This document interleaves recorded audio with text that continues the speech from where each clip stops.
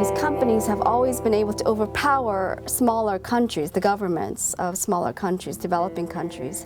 And now they're so powerful that they're actually overpowering our own government, you know. And that's what we're up against, you know. It is that these multinational companies, without declaring themselves to be a nation state, have that kind of power. We are the last barrier, the American people, we're the last barrier to them completely overtaking all governments. You know, so that's why people around the world are trying to get American people to stand up, to do what's happening in Spain and Israel and Iceland, to en masse stand up and say, we know what's going on. We're not going to let you take our government. What we talk about in the coffee party is a cycle of corruption. I don't know if you guys can read that. I'm trying to compete with Glenn Beck with the board here.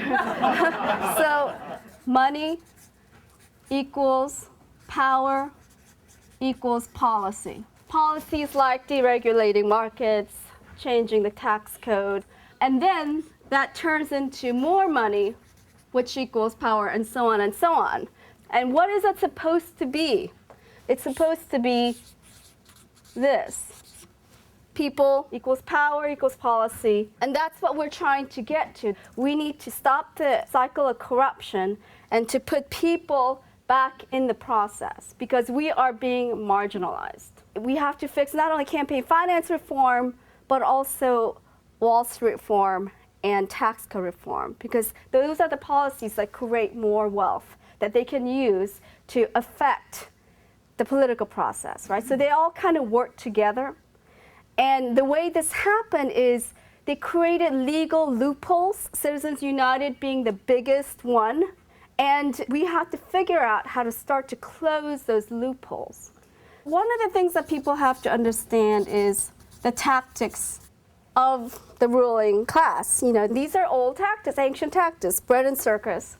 Distract people, don't give them any truth, any substance, and give them just enough so they can live. Divide and conquer.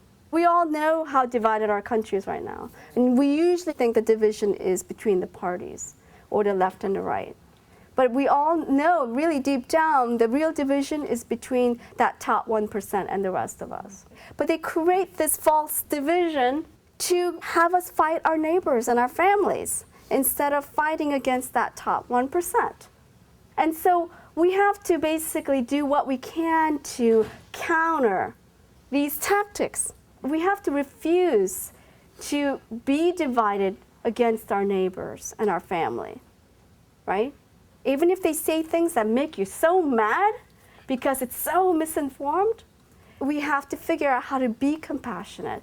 It's really about building that inclusive community of people who care about each other, who all want a better country. Because no matter what your political identification is, most Americans want to live in a democratic society.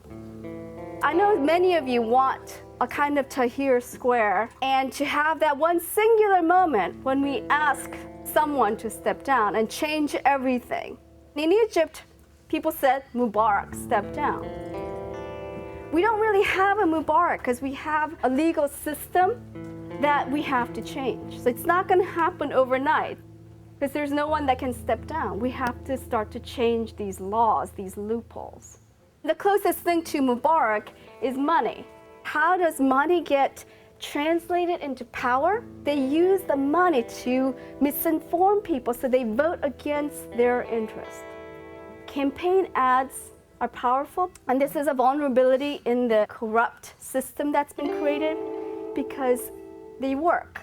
Imagine if people saw campaign ads, but it had no impact on how they actually voted. If we started a boycott of cable news and radio news that air these ads, at that level we can start to have impact, because that means people lose money if we turn off the ads, and it has no political impact. So what happened in Egypt? One of the stories that came out was Twitter and Facebook changed Egypt. Well, there's some truth to that, but what happened was there were people who used their networks, they used these tools to get their information out. So they were able to bypass the state television and the corrupt media in Egypt to get information out to the masses, to the people. And you know what? We have to do exactly the same thing. We have to get the truth out. That's the thing that we can do to counterbalance and to stop this cycle here. The big theory that we have in the Coffee Party for social change is that if citizens are informed and engaged, it will lead to better outcome. Imagine if we had communities centered around our shared goal of being informed and engaged. You know, right now, political organizing is you kind of find your tribe based on your favorite issue. But imagine if we had communities centered around our desire for pure participation and civic engagement. In fact, our duty as citizens to participate in self-governance. So it's not about winning issues or battles, but it's about ongoing responsibility to be involved. So we want to make a case for us really using free speech, speaking up as much as we can at every opportunity. And so we're doing this to make that case and to really practice it on October 29th in front of the Capitol. We're inviting all Americans to be part of a Speak Out.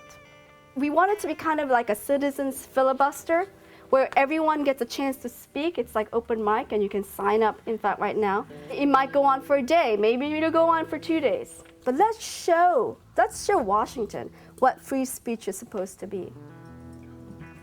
From people like us, real people. You know, and at some level, what's happening in our country is a fight for our identity, who we are. You know, they're saying that corporations are people. We need to get passionate and committed in just the way they did in the civil rights movement. The Memphis, Tennessee sanitation workers, they had these amazing signs that they all carried that said, "I am a man." That's really similar to what we need to do at some level. We just have to assert that I'm a person. McDonald's is not a person. Citibank is not a person. I'm a person. It has to kind of reach that level where we're so indignant that we will make sacrifices. We will take risks to fight for this, fight for our rights, fight for who we are. America is not a plutocracy. Citibank is not a person. They're trying to tell us a fairy tale. That's actually a nightmare. We don't want that. And so we need to really connect with that part of our soul, part of ourselves that led people in the 60s to make those sacrifices, because it's going to take that kind of commitment for us to see these changes that we desperately need in our country. You know, we have to fight laws that create the corruption, but it has to be something that's both cultural and deeply personal. Thank you.